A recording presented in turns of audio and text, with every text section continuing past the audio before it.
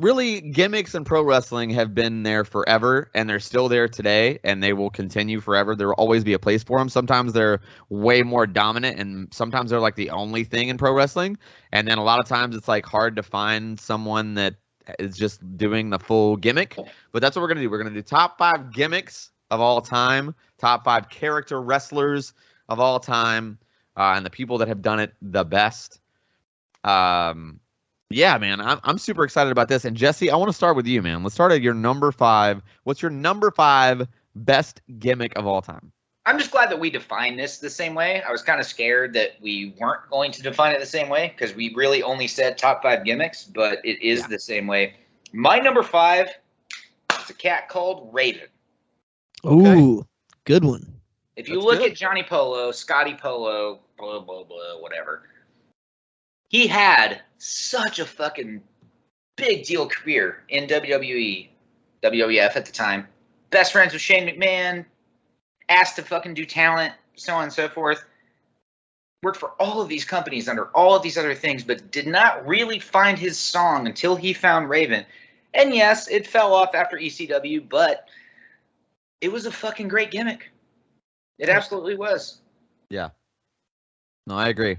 That's a solid choice. I didn't think of it, but that's a really solid choice, man. That's really good. Wex, you're number 5. Where you at? Coming in at number 5 is someone we talked about a little bit earlier, and that is Mr. Dustin Rhodes as Gold Dust. Nice. I like that. And almost like he's had so many different iterations of Gold Dust, some not so hot versions, but some actually, like, he's changed it up over the years. Like, one of my favorite versions of Gold Dust is Gold Dust with Booker T as a tag team. Yeah. Like, all of his weird sexual advances to Booker T and the way he would react. Like, I love the fucking 7-Eleven skit, and he's like, "Do you want a bite of my wiener so I can have a sip of your Slurpee?" Like, oh, yeah. Classic. Fucking classic. Just that's the best version of Goldust, but like even the later stuff with Cody and then the early stuff, the Roddy, I mean, it's just Goldust is great. Number 5 for me. That's awesome. I'm really glad that you said that. I feel like these segues are going perfectly. My number 5 is you just mentioned him, Goldust tag team partner. I think specifically the King Booker character was brilliant. Ooh. I thought it was probably I'm gonna go on a limb here. I'm gonna say it's the best King gimmick of all time.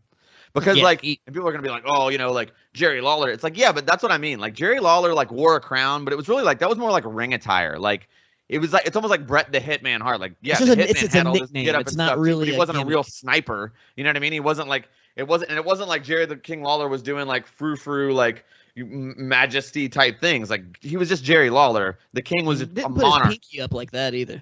Yeah, he wasn't. But you know what I mean? Like he even Booker, his movement in the ring changed a little bit. Like the way he would do certain things would change when he was that gimmick, and that to me is like it's really underrated. And the reason why I feel like not a lot of people think about it is because he's Booker T, and so he's got everything else in his career that makes him a Hall of Famer. Even like for example, if King Booker had never happened, he's still a Hall of Famer.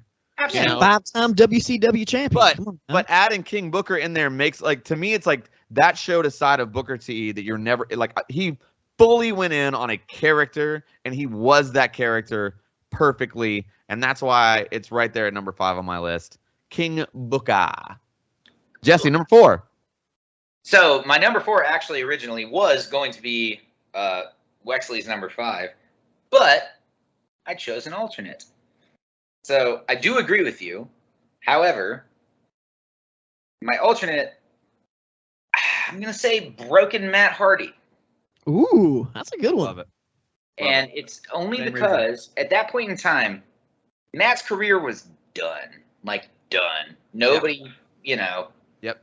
His brother was the star who already fell off the cross and shit multiple times. Matt, at that point, he comes up with this thing and like reinvigorates an entire company that shouldn't have even continued to exist at the time. Yep. He kept him in business, no doubt. Caused both he and his brother to continuously have careers, go back to WWE, leave WWE, both have careers outside of the WWE. Yep. And give one of the best WrestleMania moments that nobody anticipated ever. So I'm going to say Broken Matt Hardy as my number 4. I love it. Wex, where you at, number 4? coming at me for number motherfucking 4, which I'm sure he's on your list at somewhere, but he's a little bit lower on my list, and I probably anticipate for you guys. But it's the Undertaker. Like, it's the most classic gimmick of all time. He's the undead fucking wizard. Yes, yes, it is. And he became a biker briefly, but he was still evil, but a biker. Slightly big evil, but I mean, it's timeless. Even though as a person, fuck him or whatever, but the Undertaker is just the sickest gimmick. My favorite iteration of is the Ministry of Darkness, which that's my definitive Undertaker. The fucking 90s goat, the everything. Yeah. The music, the entrance. I gotta be honest, I'm shocked that he's number 4 on your list. That genuinely shocks me. 4? Well, I have a few other people that I like their gimmicks a lot more, but this is a timeless gimmick. Oh, timeless. The only reason there might be a little bit of bias for my top 2, maybe even 3, but dude, you can't deny the Undertaker, which I'm sure he's 1 or 2 for you guys, but fucking sick. Yeah, I mean, we'll get to that for sure. I mean, Brock Lesnar. I mean, it's you can the tell Taker, by baby. this awkward silence. I'm gonna assume you putting the Undertaker at number 4 is blasphemous. I'm gonna go ahead and tell you that right now. I'm gonna assume it's number personal 1 opinion. At the midget dwarf who was beaten off in a trash can on TNA fucking 5 episodes in.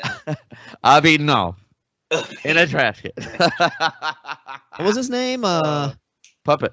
Puppet. Yeah, he pulled out a gun once. Yeah. Yeah, he's Tank Abbott pulled out a knife once. And he's always got his hand on some kind of tool.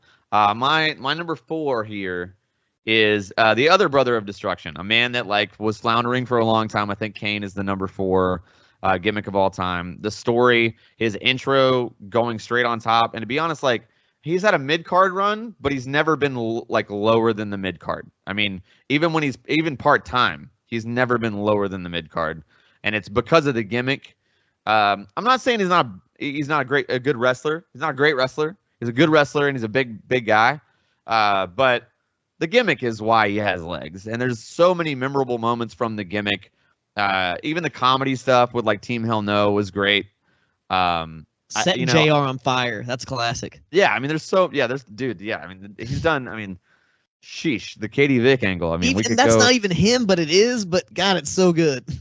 Oh man, it's solid. I mean, I feel like from the debut of Kane, I would argue for a gimmick, I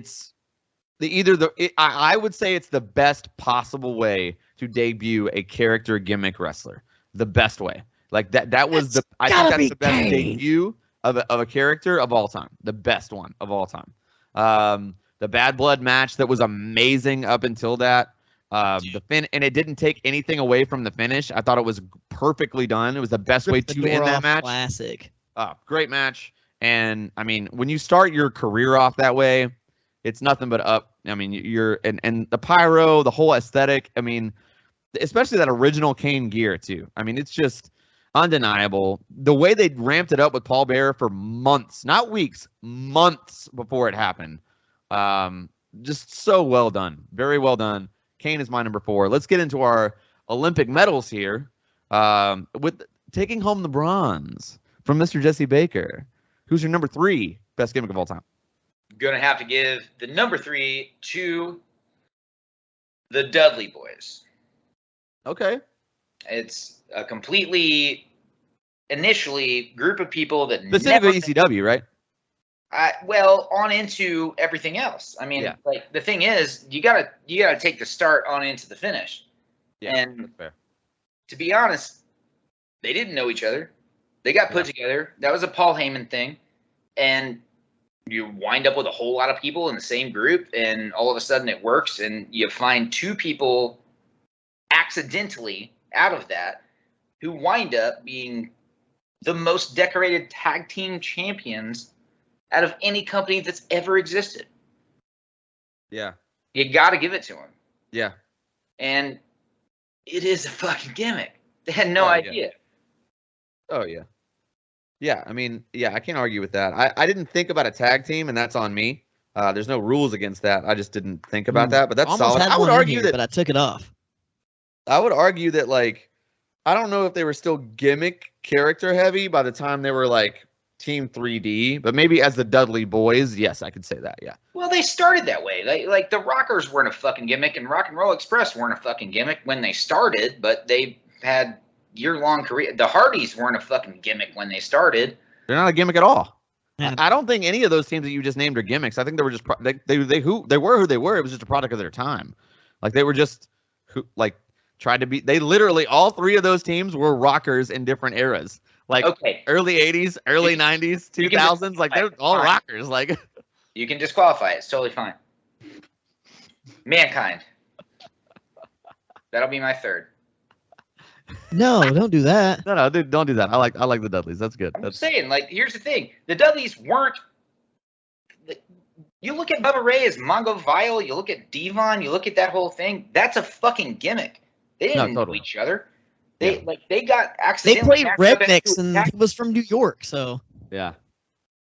Remember he did the stuttering gimmick. The Devon was slapping the back of the head. That was classic. They're making like that, like they absolutely. Big Dick Dudley, Sign Guy Dudley. We're not just talking about two people here. We're talking about Big Dick Dudley, Spike Dudley, Sign Guy Dudley.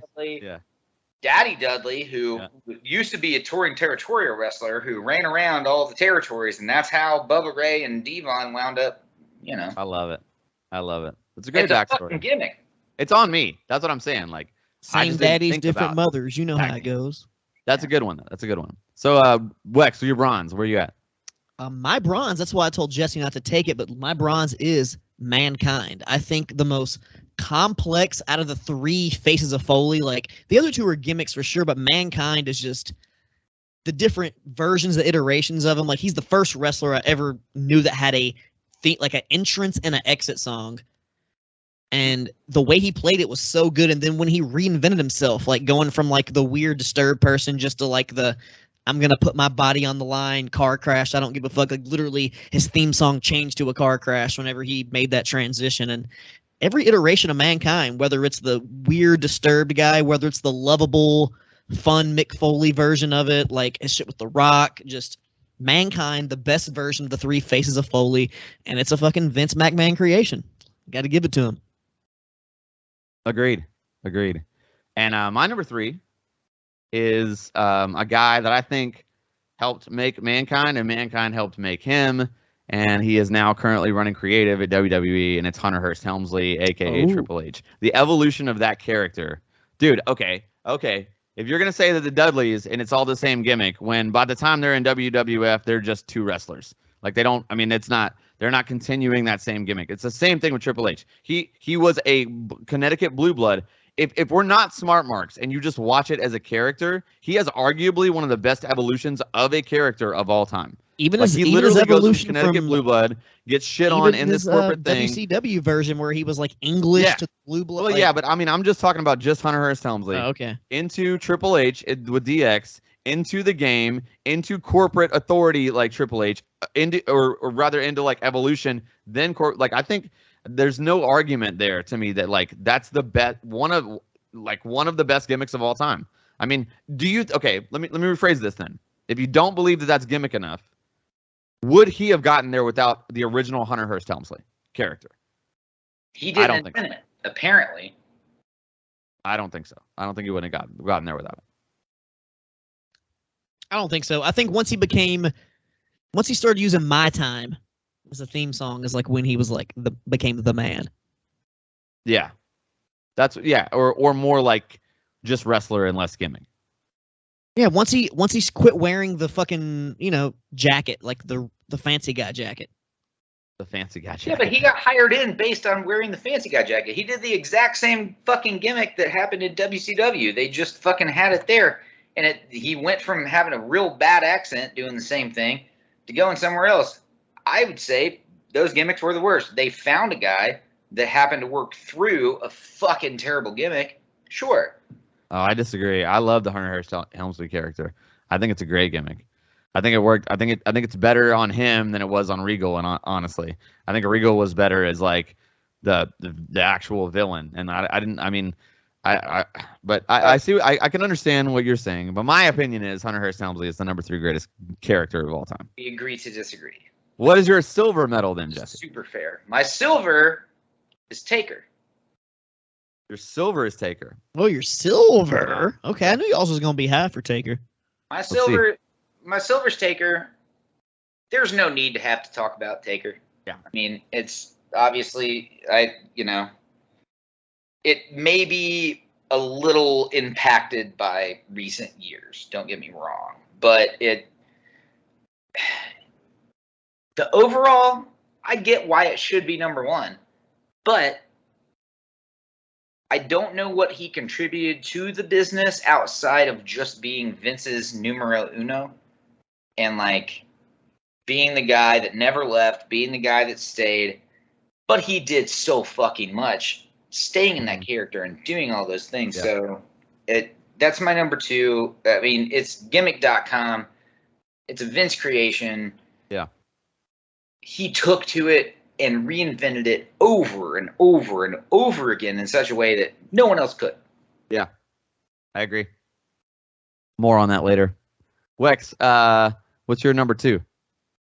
Coming in at number two for me is one of my favorite wrestlers of all time, who I think is one of the sickest gimmicks ever, and that is Jushin Thunder Liger. Okay. Which he started out as just Jushin Liger based on an anime, which is a classic thing they've done in Japan since Tiger Mask. But Tiger Mask was an anime or a manga anime based on a wrestler. This was an anime based on some fantasy anime type shit. Yeah. And then he started off as Jushin Liger.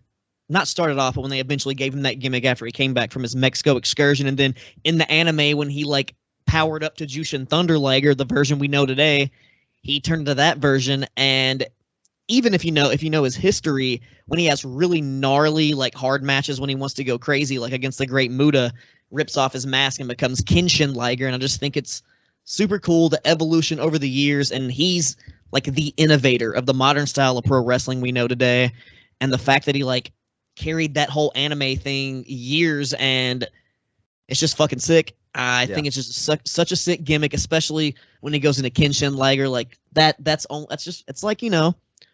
bringing out the burning hammer for special occasions. Specifically too, that was already a animated character prior to him even being a wrestler. That's really incredible. Arguably, he's more popular than the anime as the wrestler. He's he's brought it full circle. Yeah. And Jushin Thunder Liger, Muta would have been on my list had it. Mysterio, everybody else would have been contenders on the list, outside of the fact that he appropriated a character and turned it into something else. Yeah, that's right. Yeah, I agree. That's why Rey Mysterio isn't on my list, because it's yes, he's a great character, but that's also kind of part of the Lucha Libre culture. So everybody in that world, especially when he started, was a character to begin with. So I didn't know how to approach that one, so I just left it off. Definitely an honorable mention, but Liger's 100% a gimmick, and he has such an iconic, cool mask. No one has a mask like him. Totally, agreed. And the fact that he's worked under that hot ass hood for that long with a full bodysuit, he just looks like a fucking. He's the anime character came to life in the ring. That man has got to have the lowest. I'll bet his resting heart rate is 36. That dude he had a sweats brain 8 tumor gallons in in every match. 96 and survived a brain tumor, brain surgery, and came back and still wrestled for. He retired at 50, a few years ago. He slowed down his high flying stuff and became more of a technical wrestler. But Liger, but he was still very good. Dude, exactly, he's extremely good. I mean, dude, that takeover match with him and Tyler Breeze was insanely good. And he was 49, 48, 49. That was great too. Great match. Great match. Great match, man. Great match. Good choice. Good choice. My number two, my silver medal, is he's still going today. It's the man they call Sting. I think it's from the beginning till now. I mean, there's no way around it. That's it's like he came in almost as a knockoff of the Road Warriors, and he turned himself into the Crow character. And then, people shit on it, but the Joker TNA thing had potential, I will say. I won't say that it was good. His TNA run was good. Can't say his TNA run in general was good. But what I'm saying is the reinvention of the character, the longevity of specifically the Crow character, which is well over 20 years. There's no debating it. I mean, Sting would not be Sting. Good wrestler, not great, good wrestler. would not have the career that he has without that character. And it's awesome. And I feel like he still pulls it off well. He's not as in the limelight now because he's in the twilight of his career in his 60s, which is insane. But he's still doing crazy things. I mean, his matches are significantly better than the Ric Flair match, but I digress. Yeah, man, Sting. I mean, got to be in the top 5. I mean, there's only one other better character in my opinion. So Sting is number 2.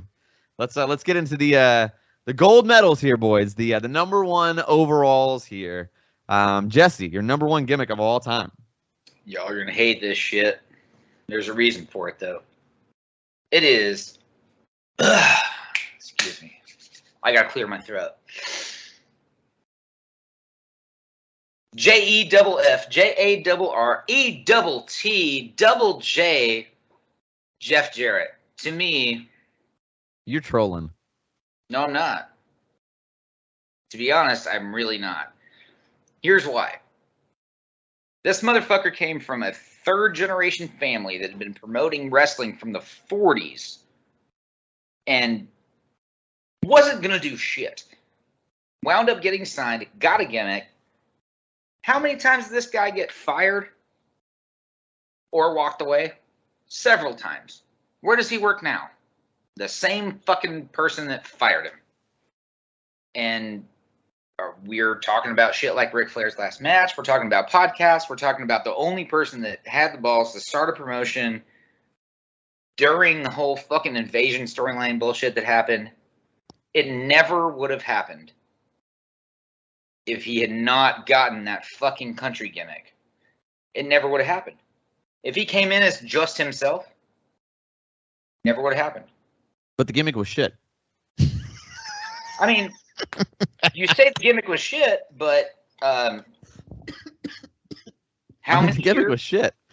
How many years? He would tell you. He said the gimmick is shit. Yeah, sure. But how many years of shit did it fucking involve?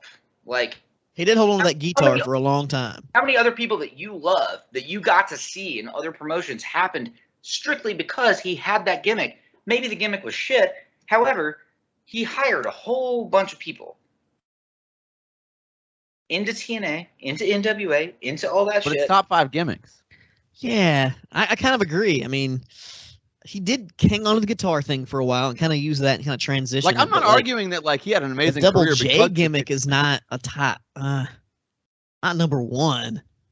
It's a gimmick. It's my number 1. Fuck y'all. Who gives a shit? We're not asking for people to argue. If we were asking for people to argue, I would have fucking argued a bunch of y'all's. Because first of all, Triple H, not a gimmick. Like, it's not. Like, who cares? So continue. My fucking number 1. You heard it. Double J. All right. Oh, red ass Jesse over there with his I'm just shitty saying, you country can sit gimmick. there and fucking pause like you guys accuse me of fucking doing. And, like, go on. All right, Wex, what's your number 1? All right. I don't want to be biased or anything, but like, dude, this gimmick is probably one of the most relatable gimmicks of all time. It's the gimmick that saved this person's career. It's this gimmick that saved fucking the WWF. It's not a fucking gimmick. And I already know who you're going to say, and it's not a fucking gimmick. it is a gimmick, and that's the bionic redneck, the Texas rattlesnake, Stone Cold Steve Austin. It's Goddamn not it! a gimmick. How Yeah, was that not a fucking gimmick? That's It's not a not gimmick. a gimmick. How It's is just him. That's just him. I mean, listen, I'm not mad at you. I'm not mad at you. Is Like, a gimmick because he never got. If he had other gimmicks before that didn't work, and when he went to that gimmick, because it wasn't a gimmick, it worked. That's the thing. it's a fucking gimmick. Like, dude, It's that's the not most a gimmick. relatable. Nah, I mean, I'm 100% with Jesse on this. Listen, Stone Cold Steve Austin deserves to be on the top of many lists. Dude, of it's a many gimmick. lists, but that's gimmicks? He's a redneck, redneck badass motherfucker. That's who he is. That's the, Okay, that could still be a not, wrestling gimmick. that's he is that person. That's Okay, not- but he's living the literally gimmick opposite as the of a gimmick. So what's wrong with that? Serial That's like that would be like my favorite actor is Tom Cruise, but when he's Tom Cruise, it's like what do you mean? Dude, No, it's wrestling. It's not crazy. fucking. It's Dude. not a gimmick. Is Vin okay? Well, that is Mr. McMahon a gimmick then? Mr. McMahon 100% is a gimmick. That's a character. That's a fucking gimmick. What? Is Shawn Michaels a gimmick? HBK, sir, certain aspects and different parts of his career of a gimmick, but Disagreed. Yeah. Yep, I'm poo-pooing on both of those. I think it's a fucking gimmick. I mean, obvious at I'm the not a badass redneck who wants to beat up my boss, but it's very relatable. Yeah, but Stone Cold Steve Austin was that fucking guy. Okay, is Macho Man Randy Savage not a gimmick, even though he's that guy? It's not a gimmick. It's not a gimmick. That's why he's not on our list, because he's one of my top 5 favorite wrestlers of all time. I would have definitely put him on the list if I thought. Randy Poffo's not a gimmick, but because you can even when you hear him talk, you can see the difference in the voice. You know, he kind of talks like this, but when he really gets going, that's when the Macho Man comes out, and the Macho Man's a gimmick. At least Jesse chose a shitty gimmick. You chose no gimmick at all. You just chose a fucking. I did not. I chose a gimmick. I chose a shitty gimmick that resulted in money for a long fucking time for a lot of a gimmick that. I'm not arguing. Your argument was precisely correct. We wouldn't be doing this goddamn shit today. WWF would have died if it wasn't for this gimmick. If he would have stayed as the ringmaster, then yeah, we'd been fucking. Where would we be at today? It wouldn't have died. It would have taken longer, but it wouldn't have died. I don't think. Dude, let's move on to the gold medal for Mr. Know-It-All. I mean, it's the Undertaker, guys. It's got to be the Undertaker. He's the greatest gimmick of all time. It is only his gimmick. I mean, because I have on the show. Like, literally, this was the reason why I was he's like top 4 5 at gimmicks best. is because I don't ever give the Undertaker flowers for anything. I'm always critical of his ring work. I'm always critical of his promos. I'm always critical of all of it. To me, he is the greatest character of all time, though. No doubt. No doubt. Like, Mark Calloway is not that guy at all, clearly. He's a bootlicking, old school conservative. That's who he is. Like, he is like the worst redneck. He's like the dude, old man Karen redneck. Like, that's who he is in real life. But his character is the Undertaker, and I can love that. I can love the character, like, and I will continue to love it. I think and dude, like, there's zero doubt. Without that character, that dude is maybe 8 years total in the business because he's tall. Yeah. Like, I mean, he's a good wrestler, but not great. Okay, I shouldn't say that. Without his gimmick, he's at best, Psycho Sid, at best. Hey, let me ask you this. Do you guys know where both your number ones started wrestling and who they worked for? At the Sportatorium. Yeah. For? The Von Erichs. The Von Erichs. And then they got hired into this place for? USWA. Mm-hmm. At that bought out. I'm run by. Yeah, I know where you're going. Jeff Jarrett's daddy. Jerry Jarrett, Stone Cold stayed at the fucking Congress Inn on Dickerson Road and ate potatoes. This is a much more controversial episode than I ever expected this to be, by the way. I'm saying my number one hired both your number ones, so. No, fuck y'all. Stone Cold's the best. Number 1 gimmick all time, 99 wins. Stone Cold is not a gimmick. Jeff Jarrett, while is very successful, and I completely agree with your argument behind it, his character itself was shit. Not a great gimmick. Was a gimmick. Double J was a gimmick. But Jeff Jarrett. Double J was a shit gimmick, though. It's not in the top 50 of best gimmicks of all time, in my opinion. For everybody. And then Undertaker is obviously number 1. I am Mr. Know-It-All once again.